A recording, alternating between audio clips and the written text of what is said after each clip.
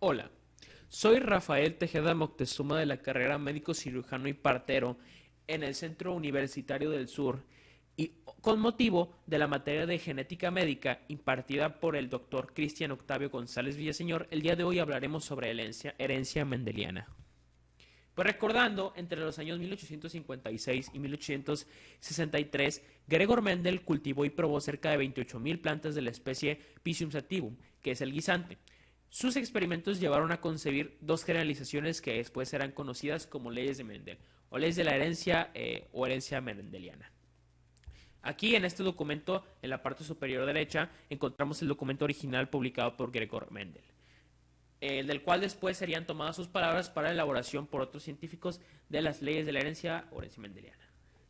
En la primera ley de Mendel se menciona el principio de la uniformidad de los híbridos de la primera generación filial, en la cual se establece que si se cruzan dos líneas puras para un determinado carácter, los descendientes de la primera generación serán todos iguales entre sí, fenotípica y genotípicamente, e igual fenotípicamente a uno de los progenitores, el genotipo dominante en este caso, independientemente de la dirección del cruzamiento. A lo que hace referencia a esto, lo que vemos en la imagen, la cruza de dos líneas puras, dominante recesivo, nos va a dar un heterocigoto que va a manifestar las características fenotípicas del dominante teniendo su propio genotipo, que es un alelo dominante y un alelo recesivo. Como vemos en el cuadro de Punnett, igualmente en la parte inferior izquierda, la distribución de estas va a ser de esta forma. Su herencia son 4 y cada una tiene el mismo genotipo heterocigoto y el mismo fenotipo. En la segunda ley de Mendel, que son los principios de la segregación, esta ley establece que durante la formación de los gametos, cada alelo de un par se separa del otro miembro para determinar la constitución genética del gameto filial.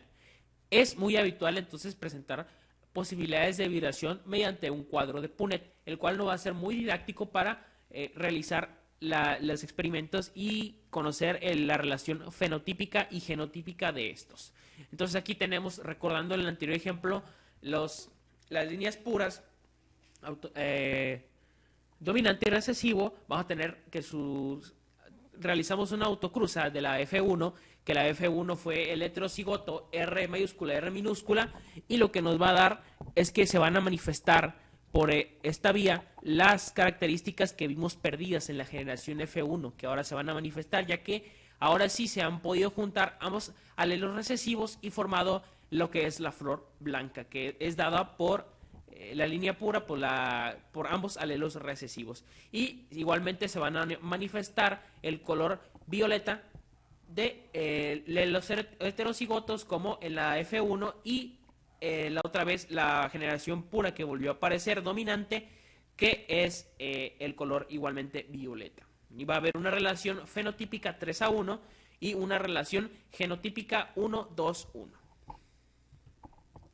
Ahora sí, hablando de la tercera ley de Mendel, la cual algunos incluyen en las primeras dos, algunos autores, y por lo tanto la suprimen. Pero esta habla sobre, en la fuente que yo consulto, sobre la ley de transmisión independiente o la independencia de los caracteres, en la cual Mendel concluyó que los diferentes rasgos son heredados independientemente unos de otros. Y esto es muy importante porque entonces nos va a decir que no existe relación entre ellos. Entonces, por lo tanto, el patrón de la herencia es un rasgo que no afecta al patrón de la herencia de otro, a ser independientes. Solo se cumple entonces en aquellos genes que no están ligados, es decir, que están en diferentes cromosomas o que están en regiones muy separadas del mismo cromosoma. En este caso, la descendencia sigue las proporciones. Como vemos aquí, el experimento conocido de los guisantes, que las características dominantes para este fueron amarilla y redonda y las características recesivas fueron verde y rugosa para los alelos B el color y R en la forma dominante y recesiva. Vemos que en los gametos vamos a tener de la F1, los gametos que van a donar solamente van a poder ser estos y los gametos entonces de la F1 que van a formar la descendencia van a ser un heterocigoto y de esta forma vamos a poder realizar una cruza híbrida, la cual nos va a dar ahora sí una proporción que es 9:3:3:1. Esta proporción va a ser característica de esta cruza de híbrida de heterocigotos como aquí vemos los guisantes. Para mayor detenimiento les sugiero revisar con cuidado esta imagen y ahora sí continuar con el video. Las interacciones genéticas y proporciones mendelianas modificadas va a ser en lo que nos centraremos también, ya que la herencia mendeliana es muy básica, pero para funcionar en el mundo real, además de lo que concluyó Mendel, vamos a necesitar otras interacciones génicas que van a modificar la herencia. Una de estas es la dominancia completa, que es la relación genética descubierta por Mendel, en la cual un fenotipo de homocigoto paralelo dominante es indistinguible del fenotipo heterocigoto. Aunque sin embargo, pues en algunos casos los alelos de un gen pueden interactuar de distintas maneras a nivel funcional, como el caso pues de las proteínas, lo que origina fenotipos distintos a los esperados en una segregación, en la cual pues hay alelos recesivos y dominantes. Pero lo importante aquí también es la dominancia incompleta, que entonces esta va a referirse que para dos alelos que muestran dominancia incompleta, el heterocigoto muestra un fenotipo intermedio entre los dos pares homocigotos. Ejemplos de esto van a ser de dominancia incompleta, que vamos a tener la generación pura primera y color rojo dado por alelos dominantes y color verde por alelos recesivos, y la dominancia incompleta va a permitir la aparición de un fenotipo intermedio entre los dos pares homocigotos, el cual va a generar estas relaciones mostradas en la imagen. ¿Y estas relaciones a qué se deben?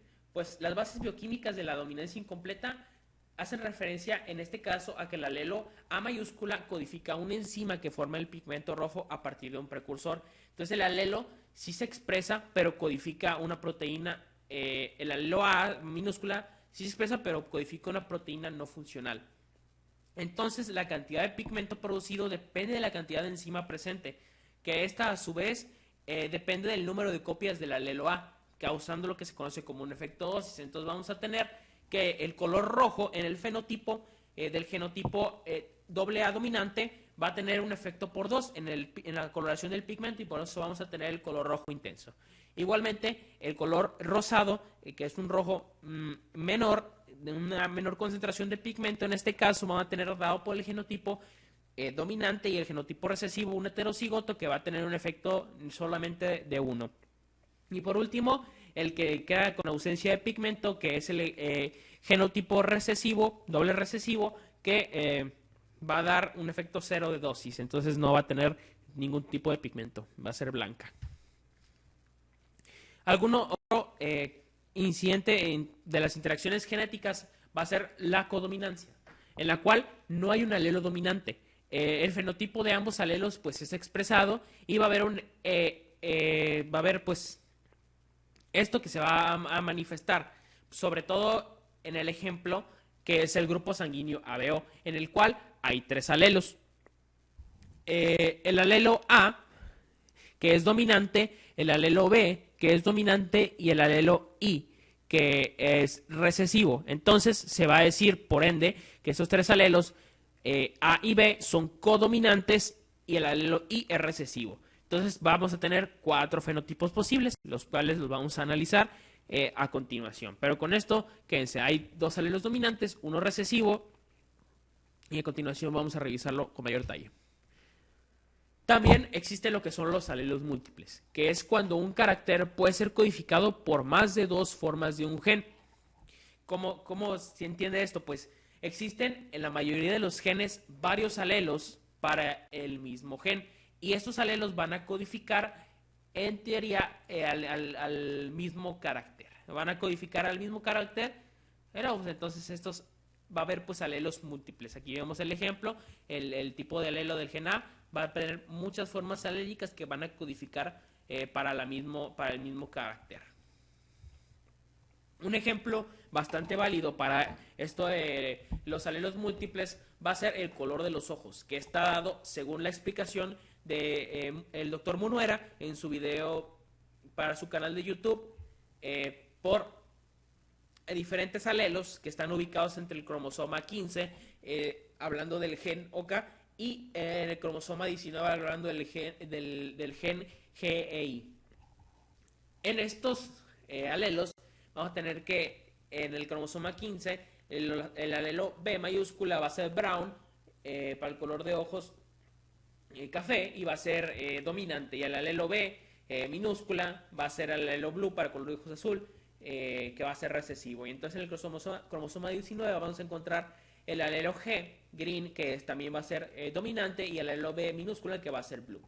En este caso vamos a tener las diferentes relaciones genotípicas que van a mostrar su fenotipo.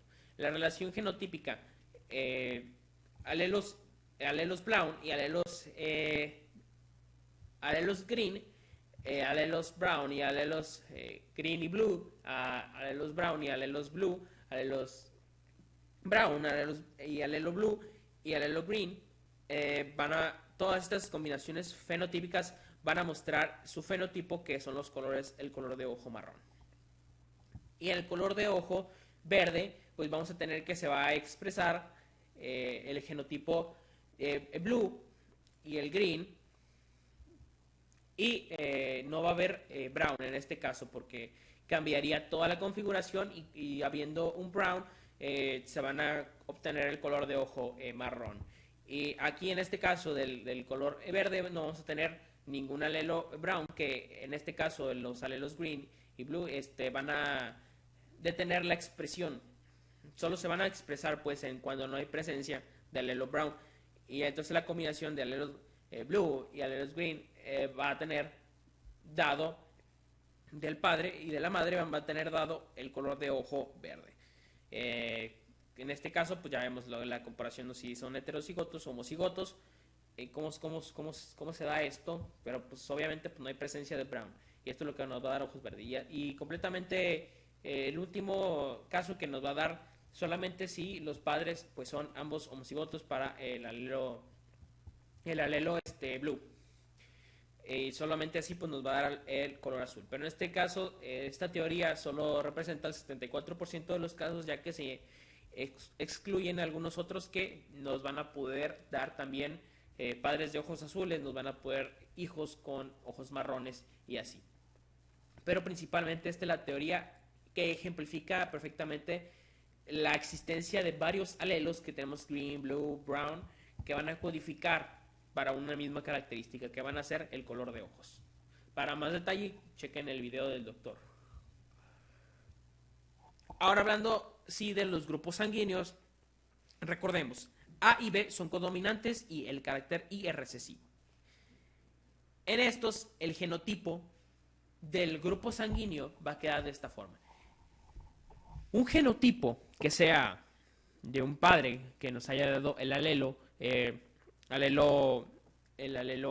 A, y el alelo A de la madre nos va a dar el grupo sanguíneo A. Simple y sencillamente van a ser codominantes.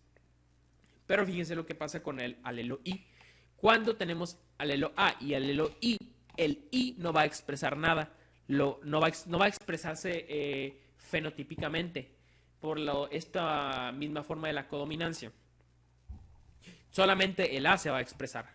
Pero en el genotipo también en el genotipo B sucede de la misma forma. Si el padre da el alelo para el alelo B y el alelo B, solamente se va a expresar el fenotipo del grupo sanguíneo B. Y igualmente si da uno el B y otro el I, se va igualmente a expresar el fenotipo de B. Pero ¿qué sucede cuando un padre da el alelo A dominante y el alelo B dominante? Pues sucede lo que es la codominancia. Entonces de esta forma, estos dos van a expresar cada uno su grupo sanguíneo, que están hechos para expresar. Va a expresarse el A y va a expresarse el B en el individuo al tener los alelos, porque estos son codominantes.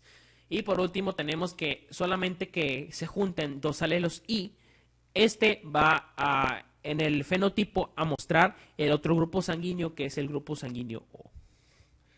Y bueno, pues aquí tenemos también la cruza de un padre que tiene, por ejemplo, un padre que tiene el alelo dominante y el alelo recesivo I, y una madre que tiene el alelo dominante B y el alelo recesivo I, va a dar a la progenie 4 posibilidades de aparición de su grupo sanguíneo.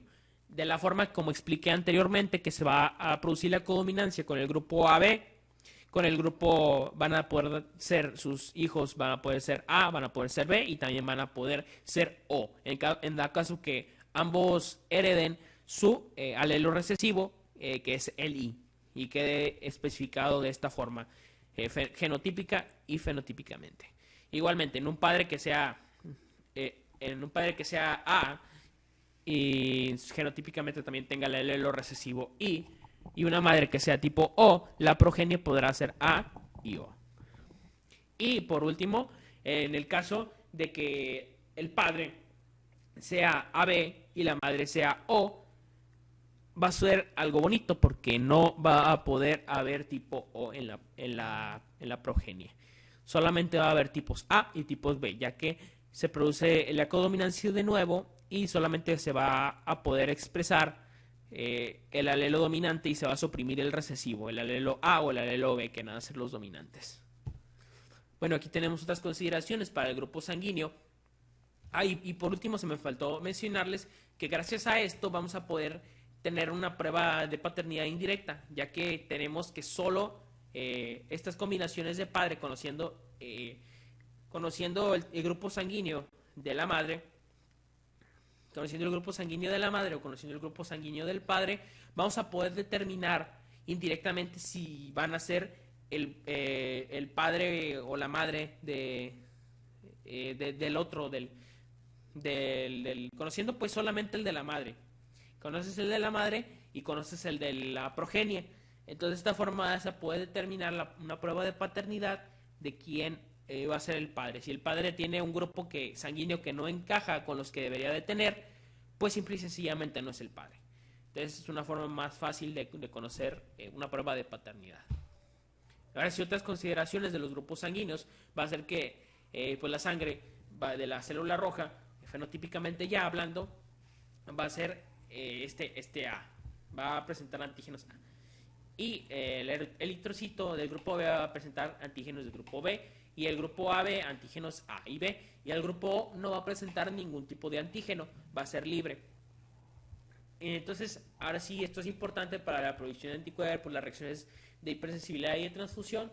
En dado caso, pues, de que tengamos el grupo A que no tiene, solamente tiene anticuerpos anti-B, el grupo B solamente tiene anticuerpos anti-A, el grupo AB, como tiene ambos antígenos de membrana en el eritrocito, no posee ningún anticuerpo, y el grupo O va a poseer ambos anticuerpos, anti-A y anti-B, como nunca se ha sido presentado ningún antígeno de membrana.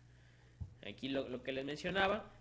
Y esto va a tener importancia, pues, en lo de las donaciones y recepción, pues, de sangre, donar y recibir sangre. Tenemos que el O negativa es el donante universal, pero solo puede aceptar de su mismo grupo. Y el AB positiva va a ser el receptor universal, pero solamente va a poder donar entre su grupo. Sí.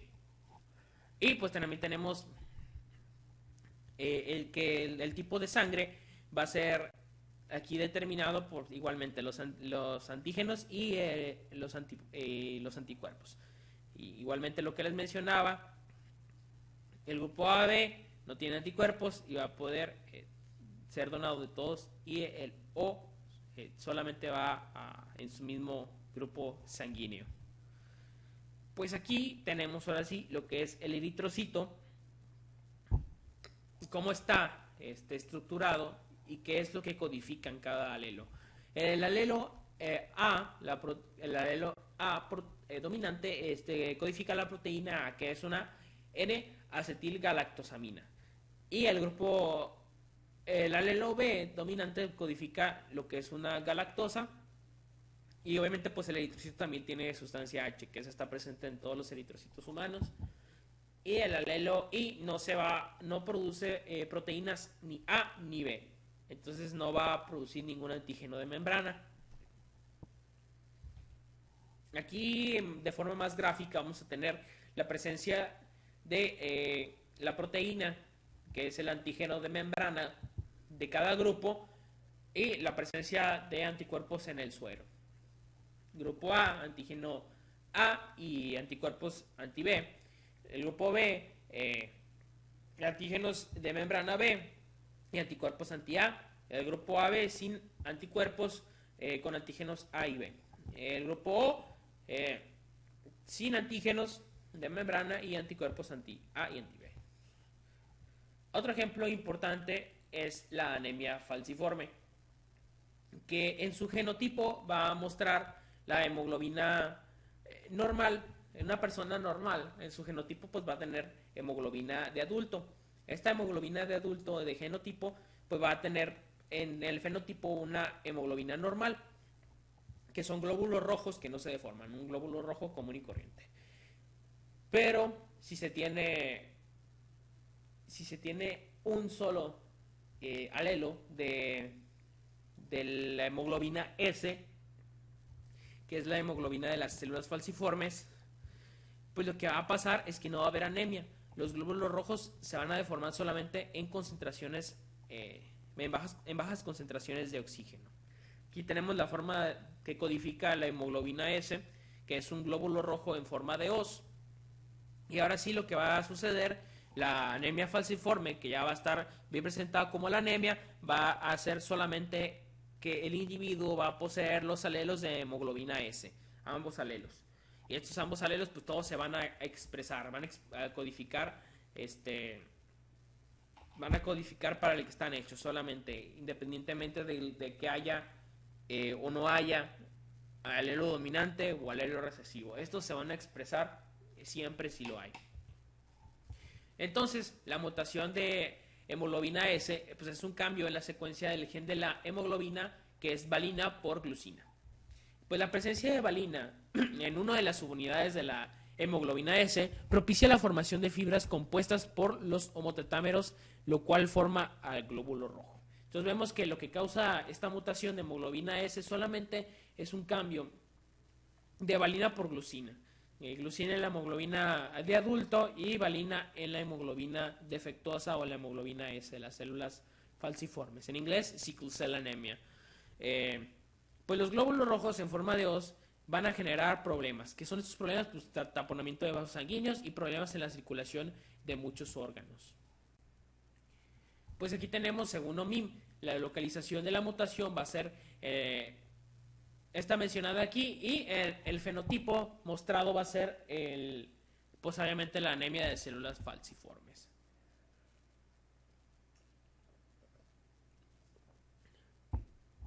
Ahora sí, teniendo los individuos heterocigotos de hemoglobina de adulto y hemoglobina de células falciformes, van a conferir esto una resistencia a la malaria.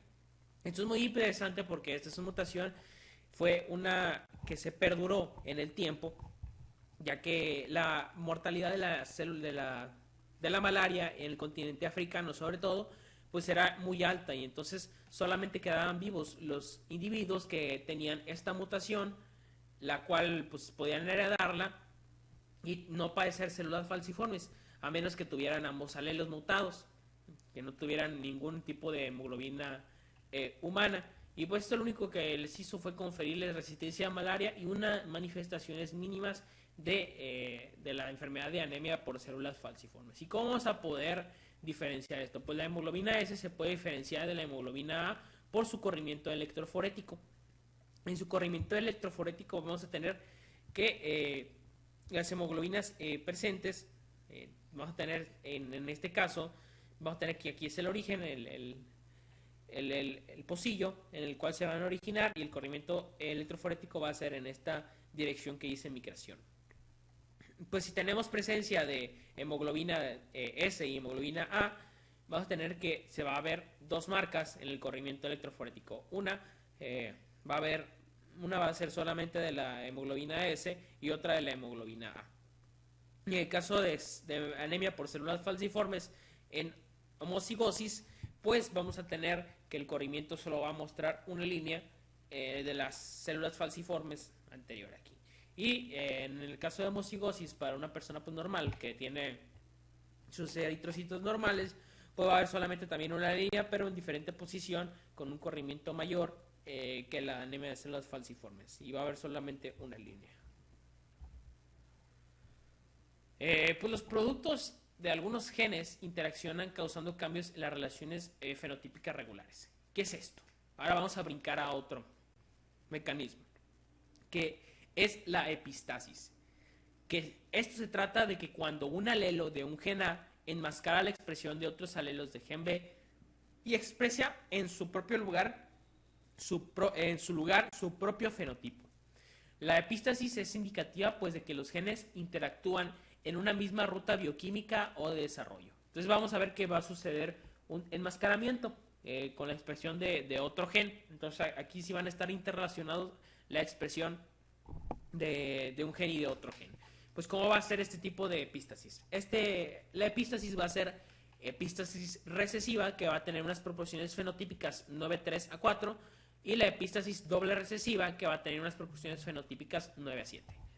En la epístasis dominante vamos a tener unas proporciones fenotípicas 12:3:1. Y en otra que vamos a ver más adelante van a ser las proporciones fenotípicas 15:1. Y ahora, ¿qué tiene que ver? ¿Cómo se relaciona todo esto?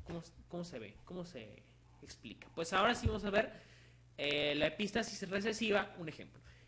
En este ejemplo, pues el color de la flor en campanilla, que es Collincia parviflora, el color de las flores pues está determinado por los genes dominantes W mayúscula y M mayúscula, y los cuales producen flores azules.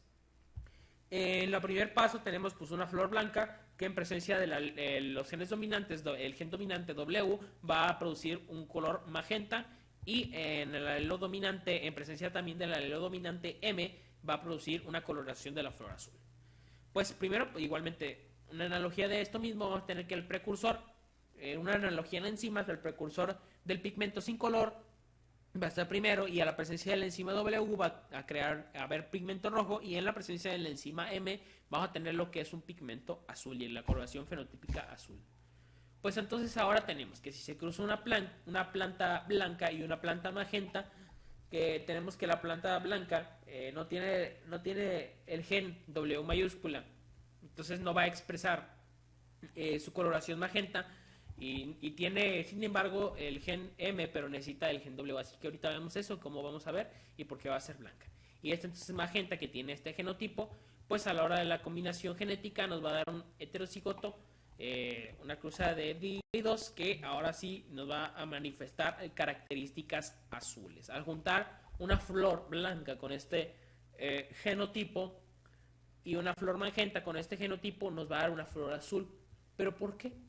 Pues cuando se hace esta cruza, ya les mencionaba que una necesita de la expresión de otra, como vemos aquí. Si hay M mayúscula, también necesita, para ver la color azul, necesita el alelo dominante, que va a dar el color magenta primero. Entonces vemos que aquí no lo tiene, pues entonces se cancela esto y se va a hacer solamente blanca, como si no tuviera color. Y aquí en este caso no se tiene el gen M mayúscula para codificar el color azul, y se termina quedando en magenta. Como vemos aquí, tiene lo dominante, que es este W magenta, y aquí lo tiene. Entonces la combinación de estos nos va a dar el heterocigoto, que ahora sí va a tener los alelos dominantes W y M, va a ser azul.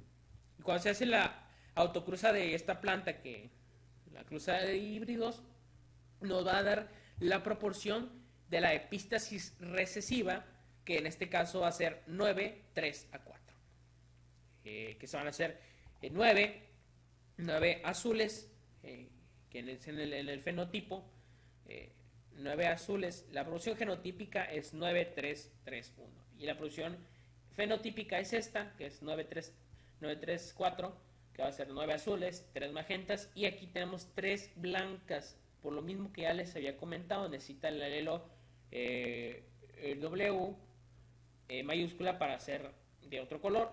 Tenemos una blanca, que van a ser 4. Aquí van a estar representadas. ¿Y cuál es la explicación? Pues esta, que el alelo W minúscula va a enmascarar la expresión de M mayúscula. Entonces la actividad de M mayúscula es importante que tengan en cuenta en esto, en la epístasis recesiva, que la actividad de la M mayúscula solamente se observa en presencia de W mayúscula. Otro ejemplo de la epístasis recesiva es el color del pelaje del labrador Golden Retriever. Un perrito muy bonito, muy común que pues vamos a ver que el color de su pelaje va a estar dado también por una epístasis recesiva. Tenemos que la cruza de un golden dorado y un golden negro nos va a dar un golden negro. ¿Y esto por qué? Pues ahora lo vamos a ver.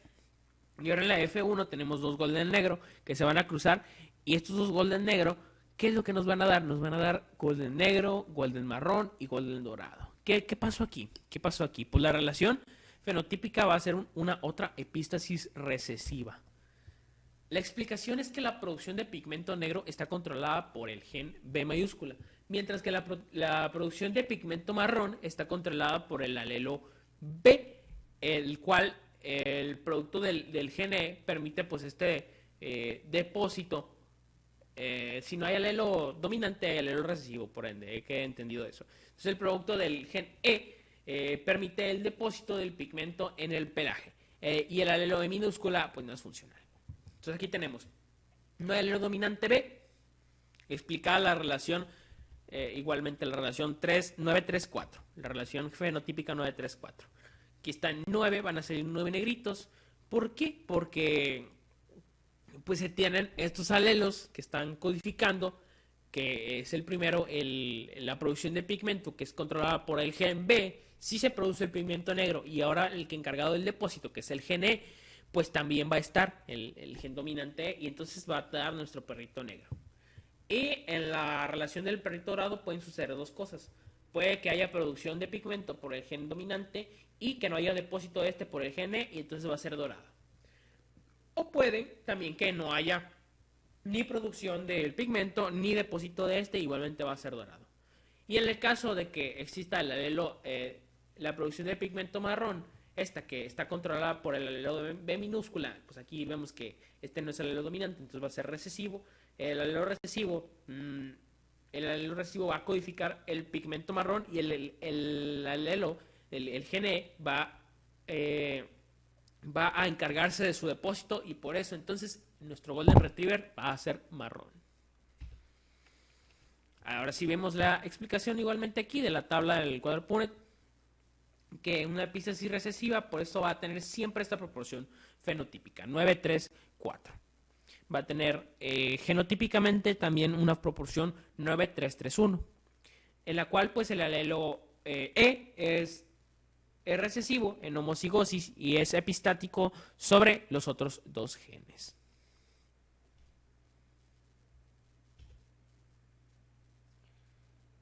Ahora sí, vamos a tener la relación de la epístasis doble recesiva. En la epístasis doble recesiva va a suceder algo muy parecido, pero también bastante interesante.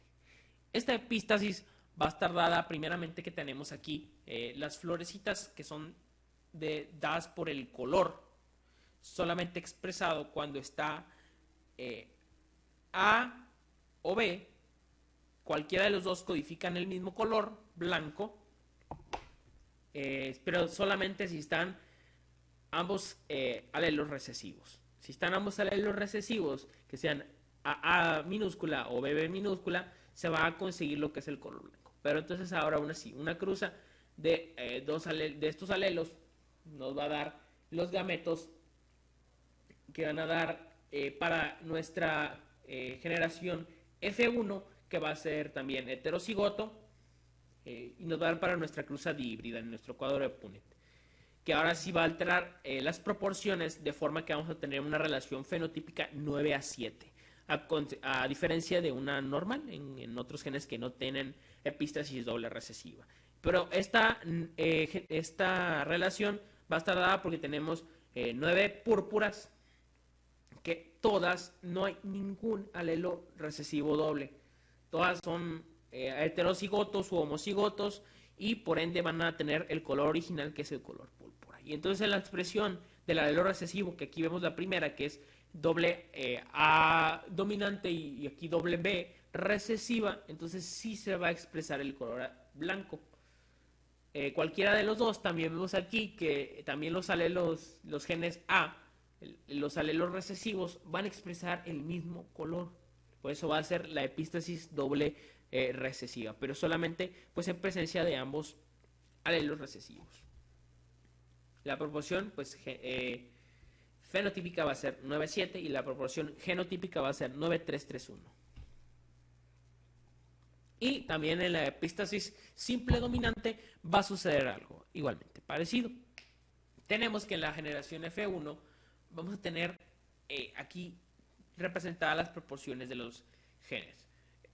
Tiene los alelos, da para una cruza pues de híbridos.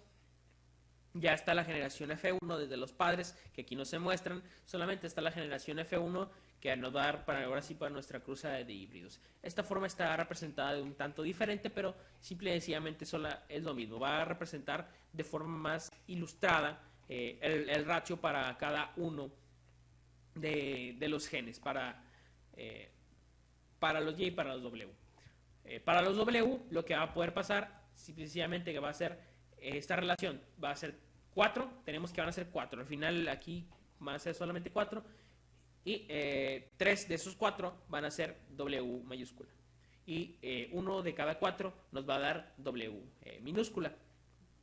Entonces esta W mayúscula en combinación nos puede dar también las posibilidades de 3 de 4 de la mayúscula y 1 de 4 de la conjunción de ambos alelos recesivos, que es la minúscula. Nos va a dar de esta forma, no se pierdan, es más sencillo solamente observando la imagen, y pues de esta forma nos va a dar esta epístasis simple dominante de tal forma que se van a expresar siempre cuando haya un alelo que es W. De lo que se va a tratar esta epístasis simple dominante es que un alelo dominante siempre va a ser el que va a determinar un color, y este color va a predominar sobre los demás. Si existe este alelo dominante, en este caso que es el W de White, se va a presentar siempre el color en el fruto, el color blanco. Entonces tenemos que aquí hay presencia de 9 de 16 casos y 3 de 16 casos el alelo W mayúscula. Entonces estas frutas ya desde aquí van a ser blancas. Ya no importa si aquí hay un alelo dominante Y o un alelo recesivo Y o doble alelo recesivo Y, la característica que se va a manifestar en esta epístasis simple dominante va a ser esta, la del dominante mero mero, que va a ser en este caso blanca. Entonces nos va a dar una proporción de 9,16 blancas por este lado, en el caso de que un alelo sea dominante, y aquí en el caso de que haya dos alelos recesivos, nos va a dar también 3 de 16. Igualmente lo que nos va a dar en total, sumando estos dos, va a ser 12 de 16 frutos de nuestra descendencia que sean blancos. Y en este caso nos va a dar también 3 de 16 en el caso de que no haya ningún tipo de alelo dominante blanco, solamente sean recesivos, solamente en estos dos casos, pero que haya un alelo dominante Y, pues nos va a dar el color yellow, el color amarillo del fruto, que esto va a ser en 3 de 16 descendientes. Y por último, en el caso de la presencia de todos los alelos recesivos, va a aparecer uno nuevo, que va a ser el color green, el fenotipo verde, que va a ser en presencia de puros recesivos, y por esto nos va a dar la relación fenotípica 12,3 a 1. Pues también tenemos lo que es el efecto de genes duplicados, que son responsables del mismo carácter. Pues el color de las flores de Antirrhum majus, tanto el gen A como el gen B va a determinar el color rojo de las flores. ¿Qué va a hacer esto? Pues el gen A y el gen B, que determinan este color de lo rojo de las flores, al estar casi siempre presentes uno u otro, en el dominante vemos que siempre hay A o B dominante, siempre hay. Pues casi todos van a poder ser del color rojo. Este es muy fácil. Esta es la otra que había, que es el efecto de genes duplicados, que se codifican para el mismo color, la misma característica. Pues hay repetidos, pues solamente van a inferir de esta forma, que vaya a haber siempre solamente excepción del que sea todos recesivos, todos van a ser del mismo color. En este caso va a ser rojo y va a haber una proporción de 15 a 1. Otra que incide en la herencia mendeliana, otra cosa, es la penetrancia, que esta se refiere a si un gen está presente en un individuo, se expresa o no, y se estudia en poblaciones para determinar el porcentaje de individuos que muestran el fenotipo asociado a ese genotipo.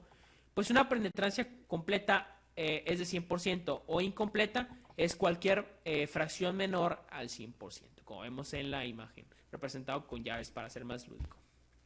Y pues en la expresividad, ¿Y qué es esto? Pues es lo que mide el grado o intensidad en la forma que se expresa fenotípicamente un genotipo determinado.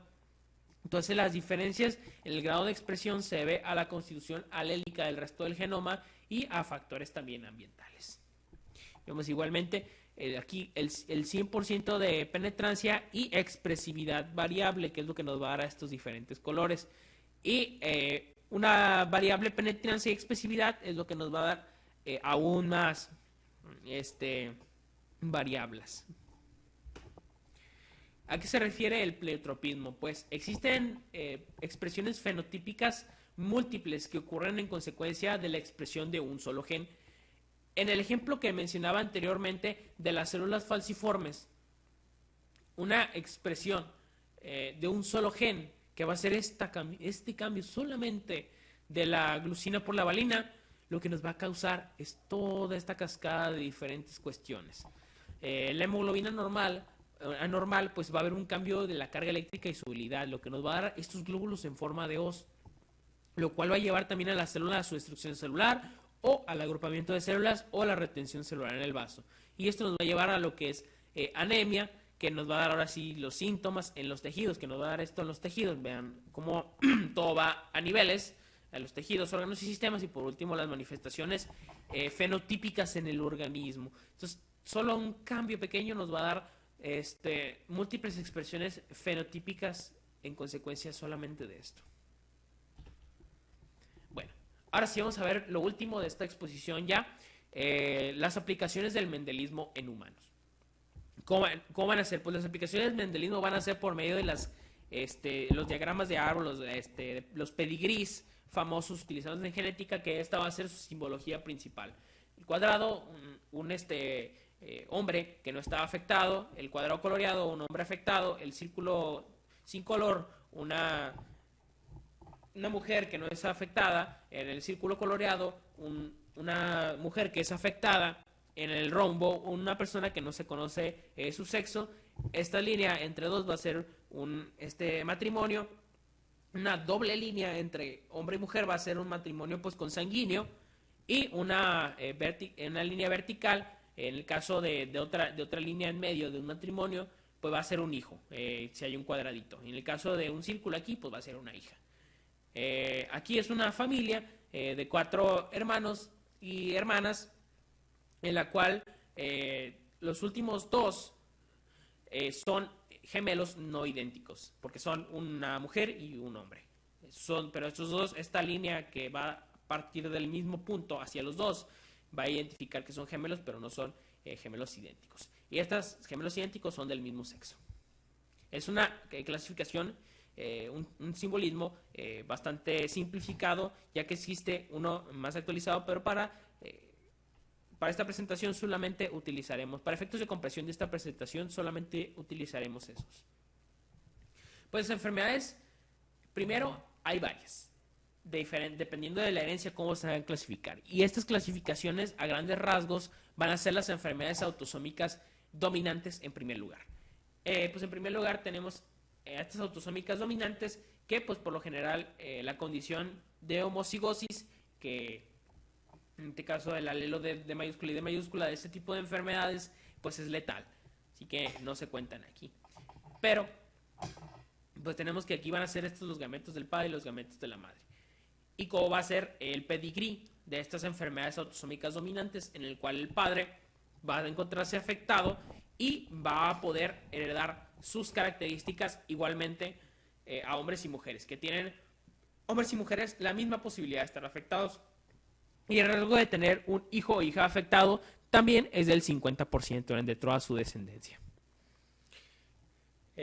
Un ejemplo de estas enfermedades es la enfermedad de Huntington, que es una acumulación de huntingtina, y el gen afectado es más largo, pues tiene repetido el codón CAG hasta 40 veces. Y la huntingtina afecta a las células del sistema nervioso central. Entonces la forma en la que se heredan es esta: 50% de posibilidad, todas tienen las mismas, todos tienen, indiferentemente del sexo, tienen la misma posibilidad de heredarlo, de ser afectadas. Y en las enfermedades autosómicas recesivas, igualmente vemos los alelos, los gametos del padre y los gametos de la madre, y cómo van a ser que los hombres y mujeres en estas tienen la misma posibilidad de estar afectados en estas. Los padres heterocigotos son acarreadores y no están afectados. En este caso, no están afectados. ¿Por qué? Porque se necesitan ambos alelos recesivos para manifestar la patología. Entonces, los heterocigotos van a ser solamente acarreadores, nunca va a haber afectados. Los homocigotos van a ser los que están afectados. Los homocigotos para el gen recesivo. El gen recesivo patológico van a ser afectados. Entonces, el riesgo de tener un hijo afectado es de alrededor de un 25%. Y lo que hace mayor esta incidencia son los matrimonios entre parientes, por lo cual al tener una misma posibilidad de tener el otro alelo recesivo en la pareja, que ambos sean heterocigotos y ambos presenten la alteración en su alelo, pues va a haber la posibilidad de la creación de un individuo que sea enfermo. En este caso, un ejemplo va a ser la fenicetonuria, que es un defecto de la hidroxilasa de fenilalanina, que va a causar una acumulación de fenilalanina que se convierte en ácido fenilpirúvico. En las enfermedades dominantes ligadas al X, pues aquí vamos a tener un ejemplo para entenderlas mejor. Que vamos a tener que el padre es un normal, XY, y la madre es una afectada, XX. Pues entonces tenemos los gametos del padre, X y Y, y los gametos de la madre, X y X.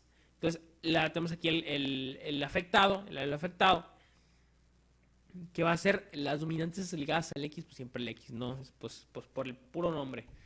Vamos a tener aquí que la madre va a poder heredar su alelo afectado y la posibilidad de tener una enfermedad en una hija, lo que nos va a condicionar esto es que va a ser del 50%. Y la probabilidad de heredar una enfermedad en un hijo va a ser del 50%. En el caso de tener un padre normal y una madre afectada.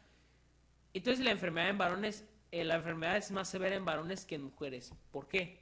Pues esto sucede simplemente porque el hombre solo tiene una copia del cromosoma X. Entonces si recibe la copia del cromosoma X afectada con el alelo patogénico, de la madre afectada o la madre portadora, en este caso también podría ser llamada la madre portadora, el hijo es el que va a presentar la afección severa y la hija pues solamente va a ser portadora o va a tener manifestaciones más leves. Pues aquí vemos hijos de un padre afectado, como el padre solamente tiene una copia de su cromosoma X y es la afectada, pues esta copia del cromosoma X pues se la va a pasar a todas sus hijas por la meiosis y todos esos procesos que suceden. Solamente va a poder heredarle a sus hijas el afectado. Entonces todas las hijas van a recibir y todas las hijas van a ser o afectadas con sintomatología pues leve, dependiendo de la enfermedad, o van a ser portadoras, en estado de portador. Y entonces ya estas hijas, al tener su descendencia, ahora sí ellas van a poder heredar alelos, como tienen dos, van a poder, como son heterocigotos, van a poder heredar su alelo X bueno o a su alelo X malo. Y esto va a causar que también los varones vayan a salir afectados, porque entonces la madre es portadora, pero el varón es el afectado, porque es el que recibe la copia defectuosa del cromosoma X. Entonces sí va a ser afectado severamente por la enfermedad. Un ejemplo de esto va a ser lo que es el raquitismo hipofosfatemia, que va a causar baja estatura, crecimiento lento, pobre desarrollo del sistema óseo y baja resolución de fosfato por la mutación del gen FX. Y pues en las enfermedades recesivas ligadas al X vamos a tener dos casos. El primero, el padre pues es afectado. El padre afectado que tiene su cromosoma X defectuoso y su cromosoma Y, pues bien, lo va a heredar. Y la madre normal va a heredar también sus cromosomas normales.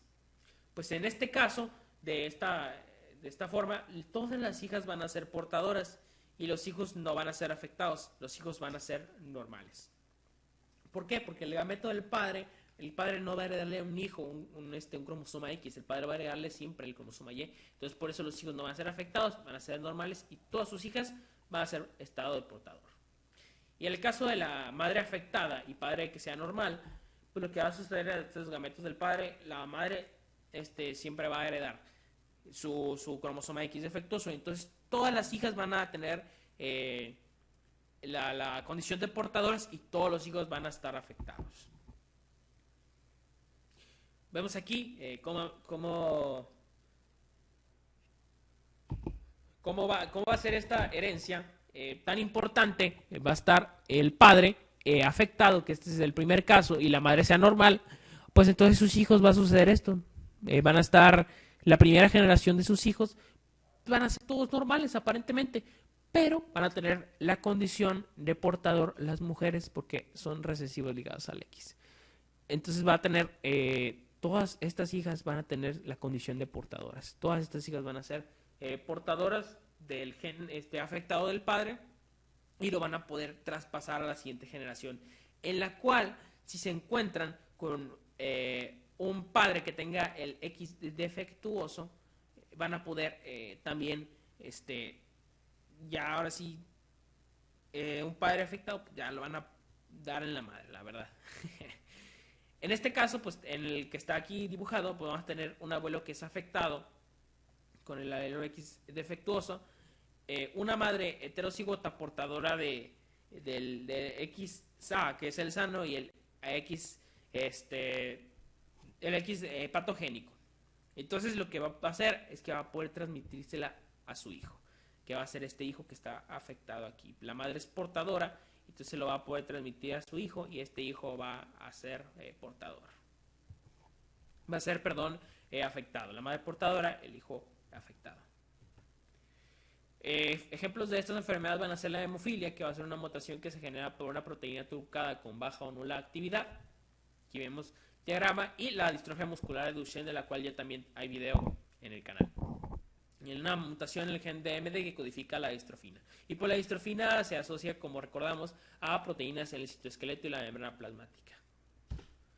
También va a haber otro tipo de herencia que es un poquito menos estudiado y un poquito menos común, que existan enfermedades por alteraciones de la herencia mitocondrial, pero también la veremos en un futuro video del canal, en el cual pues recordemos que la herencia mitocondrial se da a través de la madre. La madre es la que hereda las mitocondrias, el padre no las hereda, entonces un padre afectado pues no va a tener descendencia afectada. Ninguna de sus descendencias va a ser ni portador ni afectado, no lo va a poder heredar su ADN mitocondrial.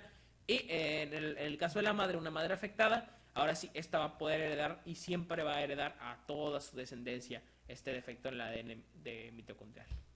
Y pues ya por último, aquí hay un mapa genético de las anormalidades causantes de enfermedades en humanos, según el cromosoma que sea y en el sitio donde está la enfermedad de la cual están asociadas.